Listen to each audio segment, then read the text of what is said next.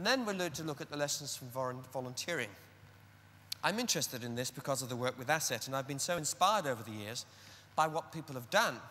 And it doesn't matter what country you are. The majority of people in every audience I've ever spoken to give time to things they really believe in, not because they're paid by social services, but just because they want to. And it's outside of work. Let me ask you. I'd like you in a moment to put your hands in the air if in the last 2 or 3 years you've given time to things for nothing, not because it was in your job, nothing to do with the job actually, but you just knew you wanted to. You might have shaken a tin for the tsunami disaster. You could have helped out at your local school on the Parent-Teachers Association. Maybe you do the accounts of a small charitable trust, and maybe you help teach some children to read. Maybe you visit an old lady next door who cannot do her own shopping and she cannot clear the snow in the winter. Maybe whatever it is, but if you've done things for nothing, maybe you're part of a church as I am, or a synagogue or a mosque, whatever it is. But if you've done things for nothing in the last 2 to 3 years, put your hands up now. And here we see passion.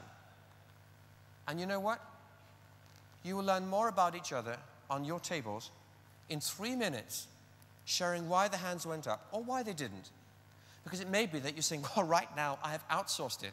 I pay other people to give their time, but right now I'm too busy because I've got 3 children at home, I'm doing a double career, my husband's got a busy career, whatever it is. But I'll do it in the future, or I had a gap year when I was a student. I believe in it, but I can't do it now. But you saw the hands go up, and you will learn more in 3 minutes about each other from why the hands went up and from the story. You know, why is it that particular organization? Why is it breast cancer charity and you're a man? And you know what? Behind every hand, there is a personal story.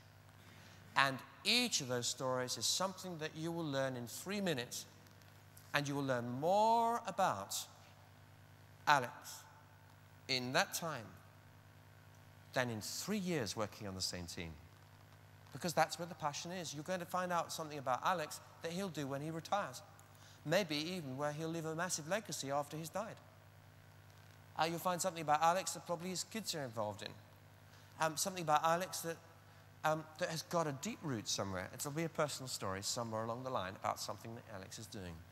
And we learn about from volunteering that there's another third layer of the human heart, the third circle, which is community, because this is all about community, these passions. And the wonderful thing is that everybody in Wales feels these things just about. Yes, we may express them in different ways and to different degrees, but community passion is really, really important. And you'll find it in every shareholder of every publicly listed company anywhere in the world. You'll find it in the majority of people in every business, in every society, at every age. And you say, no, that's not true, Patrick. That is absolute rubbish. Most people, in my experience, are totally selfish. Really? You know what?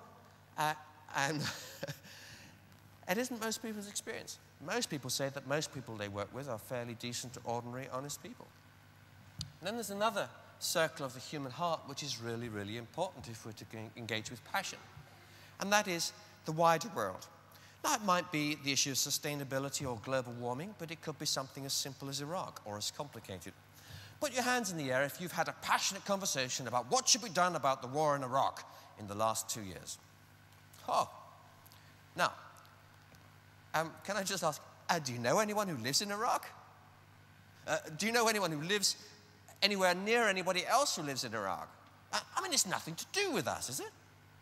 Why is it that we in this room are so stirred up about what happens in a faraway country to people we've never met and never will?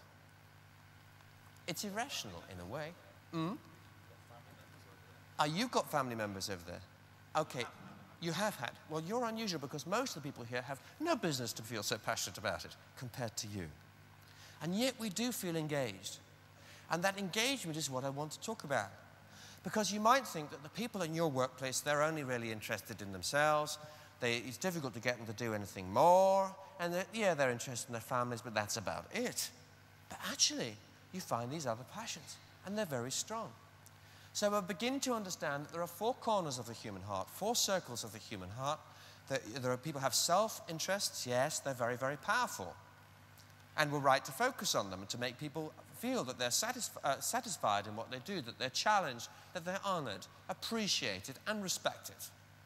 But we need to go beyond that and understand that actually people have huge passions for outside of life, outside of your life, outside of your strategic targets and your operational goals. They are passionate about their families, their relationships, their communities. They're passionate about Iraq, global warming, save the whale, whatever it is.